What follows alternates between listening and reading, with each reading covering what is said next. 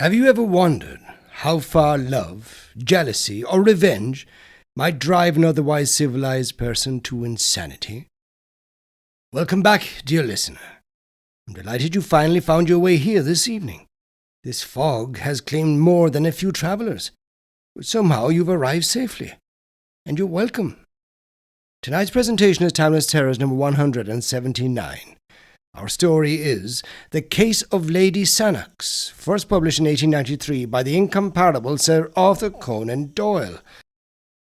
And it's our first time having the great mystery author right here with us. Although Conan Doyle is remembered throughout the world as the creator of the one and only Sherlock Holmes, this marks our very first journey into his darker fiction here in the vault of Timeless Terrors. Far removed from Baker Street, The Case of Lady Sannox is a tale of forbidden passion, deception, obsession, and a terrible revenge, whose consequences linger long after the final page.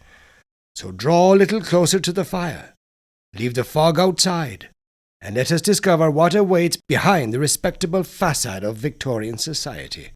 In The Case of Lady Sannox. The relations between Douglas Stone and the notorious Lady Sannox were very well known both among the fashionable circles of which she was a brilliant member and the scientific bodies which numbered him among their most illustrious confrères. There was naturally, therefore, a very widespread interest when it was announced one morning that the lady had absolutely and for ever taken the veil, and that the world would see her no more, when, at the very tail of this rumour, there came the assurance that the celebrated operating surgeon, the man of steel nerves, had been found in the morning by his valet, seated on one side of his bed, smiling pleasantly upon the universe, with both legs jammed into one side of his breeches, and his great brain about as valuable as a capful of porridge. The matter was strong enough to give quite a little thrill of interest to folk who had never hoped that their jaded nerves were capable of such a sensation. Douglas Stone, in his prime, was one of the most remarkable men in England.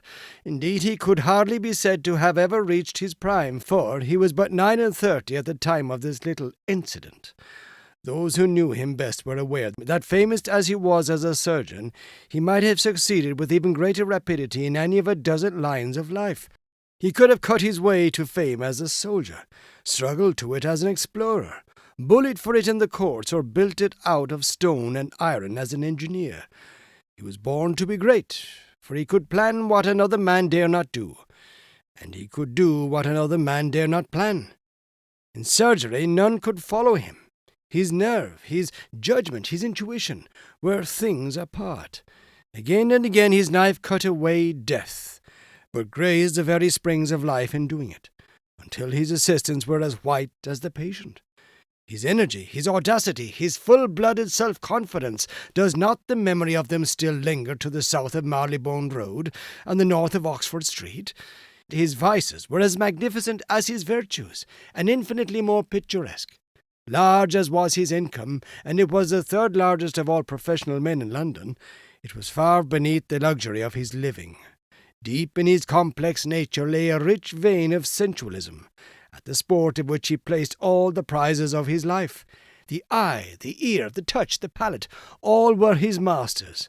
The bouquet of old vintages, the scent of rare exotics, the curves and tints of the daintiest potteries of Europe. It was to these that the quick-running stream of gold was transformed. Then there came his sudden mad passion for Lady Sannox, when a single interview with 2 challenging glances and a whispered word set him ablaze.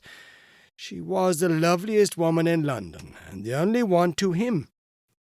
He was one of the handsomest men in London, but not the only one to her.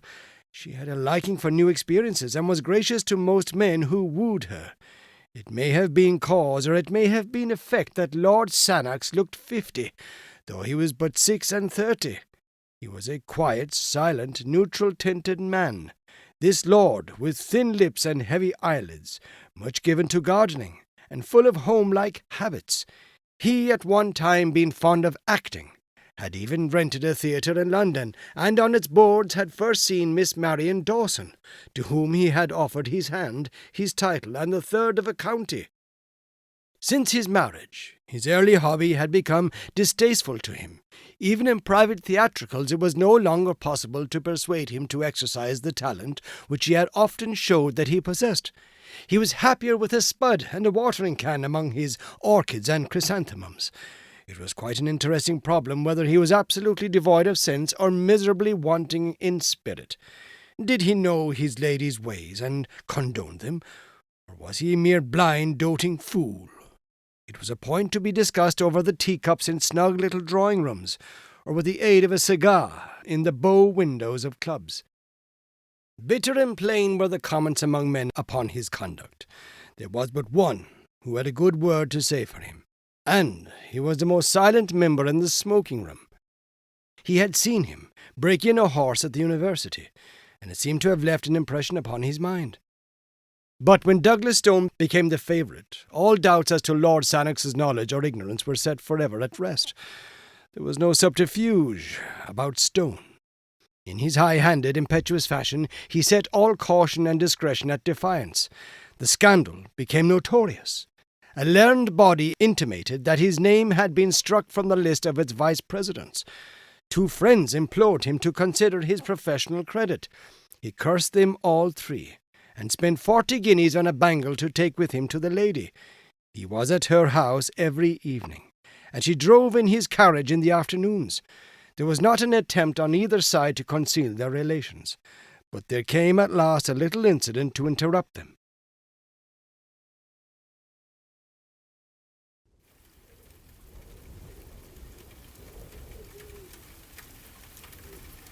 It was a dismal winter's night, very cold and gusty, with the wind whooping in the chimneys and blustering against the window panes. A thin spatter of rain tinkled on the glass with each fresh sough of the gale, drowning for the instant the dull gurgle and drip from the eaves. Douglas Stone had finished his dinner, and sat by his fire in the study, a glass of rich port upon the malachite table at his elbow. As he raised it to his lips, he held it up against the lamplight, and watched with the eye of a connoisseur the tiny scales of bee's wing which floated in its rich ruby depths. The fire, as it spurted up, threw fitful lights upon his bald, clear-cut face, with its widely opened grey eyes, its thick and yet firm lips, and the deep square jaw which had something Roman in its strength and in its animalism. He smiled from time to time as he nestled back in his luxurious chair. Indeed, he had a right to feel well pleased, for, against the advice of 6 colleagues, he had performed an operation that day of which only 2 cases were on record, and the result had been brilliant beyond all expectation.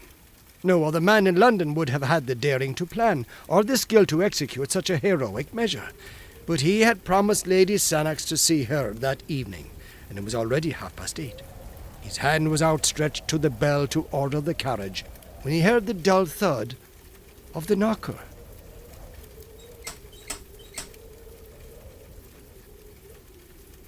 An instant later there was the shuffling of feet in the hall, and the sharp closing of a door. "A patient to see you, sir, in the consulting room," said the butler. "About himself?" "No, sir. I think he wants you to go out." "It is too late," cried Douglas Stone peevishly. "I won't go." "This is the card, sir." The butler presented it upon the gold salver which had been given to his master by the wife of a prime minister. "Hamil Ali, Smyrna. The fellow is a Turk, I suppose." "Yes, sir. He seems as if he came from abroad, sir, and he's in a terrible way." "Tut, tut, I have an engagement. I must go somewhere else, but I'll see him. Show him in here, Pym." A few moments later the butler swung open the door and ushered in a small and decrepit man, who walked with a bent back and with the forward push of the face and blink of the eyes which goes with extreme short sight. His face was swarthy, and his hair and beard of the deepest black. In one hand he held a turban of white muslin striped with red, in the other a small chamois leather bag. "Good evening," said Douglas Stone, when the butler had closed the door. "You speak English, I presume?" Yes, sir.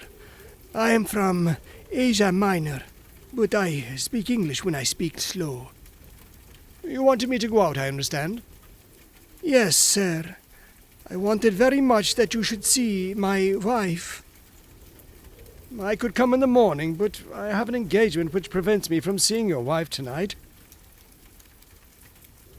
The Turk's answer was a singular one. He pulled the string which closed the mouth of the chamois leather bag and poured a flood of gold onto the table. There are £100 there, said he, and I promise you that it will not take you an hour. I have a cab ready at the door. Douglas Stone glanced at his watch. An hour would not make it too late to visit Lady Sannox. He had been there later, and the fee was an extraordinarily high one. He had been pressed by his creditors lately, and he could not afford to let such a chance pass. He would go. What is the case? He asked. Oh, it is so sad they won. So sad they won. You have not perhaps heard of the daggers of the Almohades? Never. Ah, they are Eastern daggers of a great age and of a singular shape, with a hilt like what you call a stirrup. I am a curiosity dealer, you understand, and that is why I have come to England from Smyrna. But next week I go back once more. Many things I brought with me, and I have a few things left, but among them, to my sorrow, is one of these daggers. You will remember that I have an appointment, sir, said the surgeon with some irritation. Pray confine yourself to the necessary details. You will see that it is necessary. Today my wife fell down in a faint in the room in which I keep my wares, and she cut her lower lip upon this cursed dagger of Almohades. I see, said Douglas Stone, rising. And you wish me to dress the wound? No, it is worse than that. What then? These daggers are poisoned. Poisoned? Yes, and there is no man, east or west, who can tell now what is the poison or what the cure. But all that is known I know, for my father was in this trade before me, and we have had much to do with these poisoned weapons. What are the symptoms? Deep sleep and death in 30 hours. And you say there is no cure? Why then should you pay me this considerable fee? No drug can cure, but the knife may. And how? The poison is slow of absorption. It remains for hours in the wound. Washing, then, might cleanse it? No more than in a snake bite. It is too subtle and too deadly. Excision of the wound, then? That is it. If it be on the finger, take the finger off. So said my father always. But think of where this wound is, and that it is my wife. Oh, it is dreadful. But familiarity with such grim matters may take the finer edge from a man's sympathy. To Douglas Stone this was already an interesting case, and he brushed aside as irrelevant the feeble objections of the husband. It appears to be that or nothing, said he brusquely. It is better to lose a lip than a life. Ah, yes, I know that you are right. Well, it is kismet, and it must be faced. I have the cab, and you will come with me and do this thing. Douglas Stone took his case of bistouries, placed it with a roll of bandage and a compress of lint in his pocket. He must waste no more time if he were to see Lady Sannox. I am ready, said he, pulling on his overcoat. You take a glass of wine before you go out into this cold air. His visitor shrank away with a protesting hand upraised. You forget that I am Mussulman, and I a true follower of the Prophet, said he. But tell me, what is the bottle of green glass which you have placed in your pocket? It is chloroform. Ah, that also is forbidden to us. It is a spirit, and we make no use of such things. What? You would allow your wife to go through an operation without an anesthetic? Ah, she will feel nothing, poor soul. The deep sleep has already come on, which is the first working of the poison. And then I have given her out of our Smyrna opium. Come, sir, for already an hour has passed.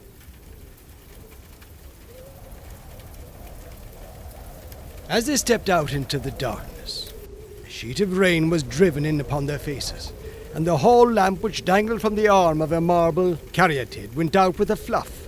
Pym, the butler, pushed the heavy door to, straining hard with his shoulder against the wind, while the two men groped their way towards a yellow glare which showed where the cab was waiting. An instant later they were rattling upon their journey. "Is it far?" asked Douglas Stone. "Oh, no. We have a very little quiet place off the Euston Road." The surgeon pressed the spring of his repeater and listened to the little tings which told him the hour. It was 9:15. He calculated the distances and the short time which it would take him to perform so trivial an operation. He ought to reach Lady Sannox by 10 o'clock. Through the fogged windows he saw the blurred gas lamps dancing past, with occasionally the broader glare of a shop front. The rain was pelting and rattling upon the leathern top of the carriage, and the wheels swashed as they rolled through puddle and mud. Opposite to him, the white headgear of his companion gleamed faintly through the obscurity. The surgeon felt in his pockets and arranged his needles, his ligatures, and his safety pins, that no time might be wasted when they arrived. He chafed with impatience and drummed his foot upon the floor. The cab slowed down at last and pulled up. In an instant Douglas Stone was out, and the Smyrna merchant's toe was at his very heel. "You can wait," said he to the driver. It was a mean-looking house in a narrow and sordid street. The surgeon, who knew his London well, cast a swift glance into the shadows. There was nothing distinctive, no shop, no movement, nothing but a double line of dull, flat-faced houses, a double stretch of wet flagstones which gleamed in the lamplight, and a double rush of water in the gutters which swirled and gurgled towards the sewer gratings. The door which faced them was blotched and discoloured, and a faint light in the fan pane above it served to show the dust and the grime which covered it. Above in one of the bedroom windows there was a dull yellow glimmer.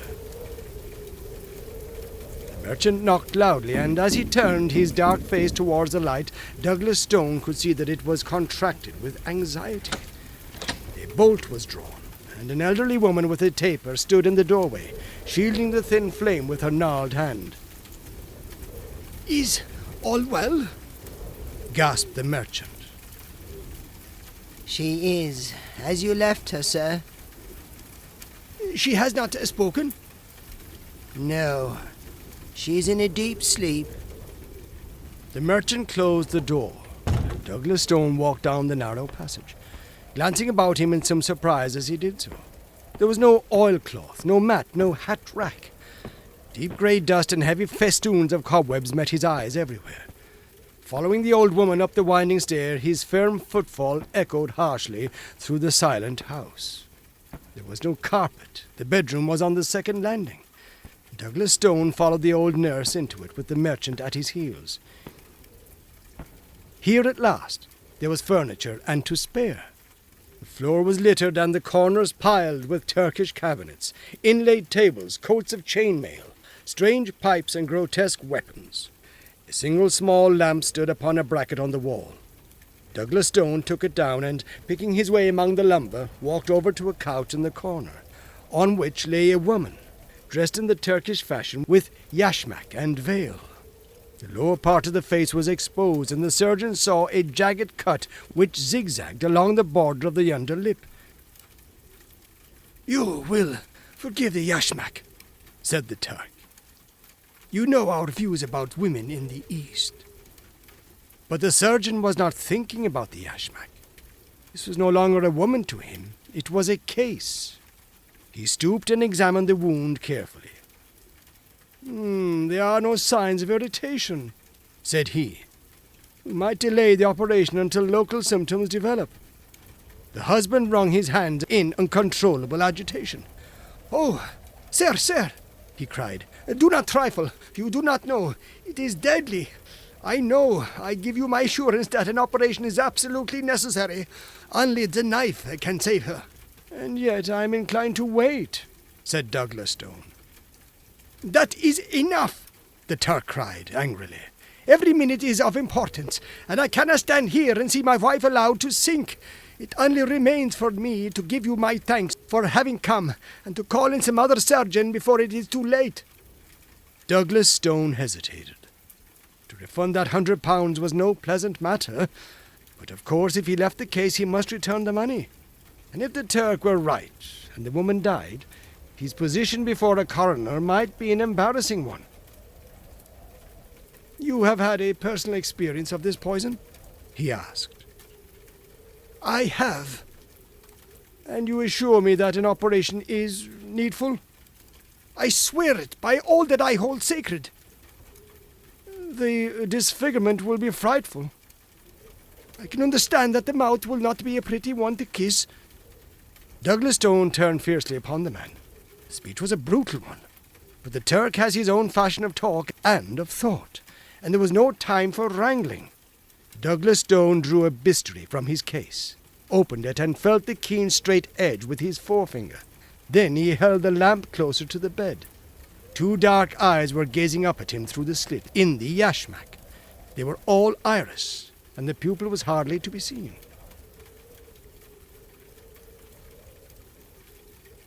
"You have given her a very heavy dose of opium." "Yes, she has had a good dose." He glanced again at the dark eyes, which looked straight at his own. They were dull and lustreless, but even as he gazed, a little shifting sparkle came into them, and the lips quivered. "She is not absolutely unconscious," said he. "Would it not be well to use the knife while it will be painless?" The same thought had crossed the surgeon's mind. He grasped the wounded lip with his forceps, and with two swift cuts he took out a broad V-shaped piece. The woman sprang up on the couch with a dreadful gurgling scream. Her covering was torn from her face. It was a face that he knew. In spite of that protruding upper lip and that slobber of blood, it was a face that he knew. She kept on putting her hand up to the gap and screaming. Douglas Stone sat down at the foot of the couch with his knife and his forceps. The room was whirling round, and he had felt something go like a ripping seam behind his ear. A bystander would have said that his face was the more ghastly of the two. As in a dream, or as if he had been looking at something at the play, he was conscious that the Turk's hair and beard lay upon the table, and that Lord Sannox was leaning against a wall with his hand to his side, laughing silently. The screams had died away now, and the dreadful head had dropped back again upon the pillow, but Douglas Stone still sat motionless, and Lord Sannox still chuckled quietly to himself.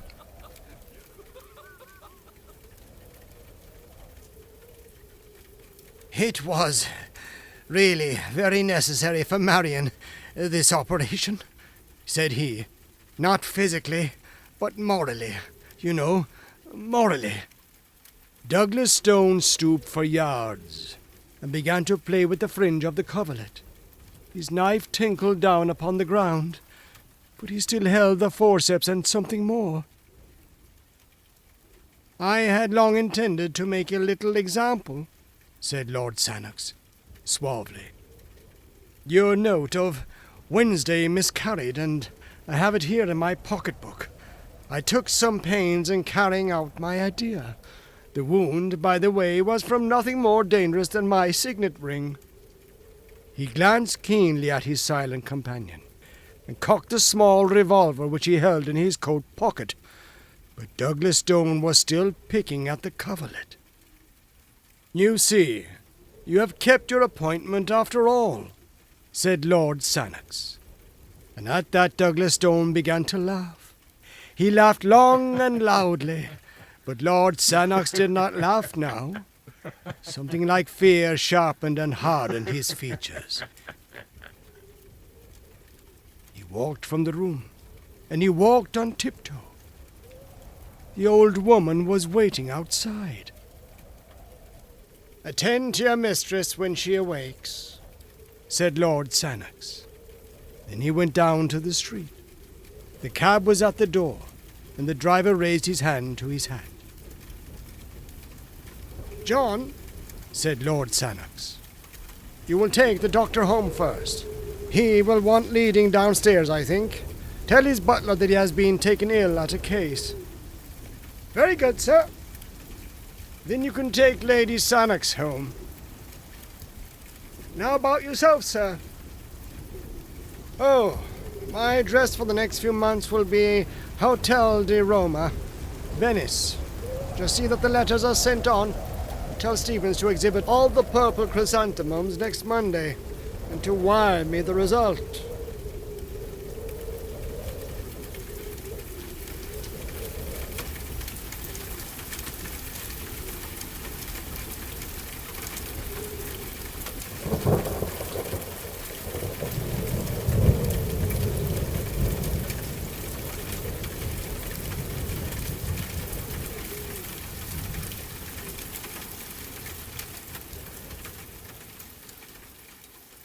That concludes Timeless Terrors number 179, and Sir Arthur Conan Doyle's The Case of Lady Sannox. Thank you once again for spending another evening here with me. I hope you'll return soon, when once again we'll venture into the forgotten corners of classic horror literature, where the greatest terrors are often those that arise from the human heart itself. Until then, thank you for listening. And remember, some secrets command a terrible price. Good night.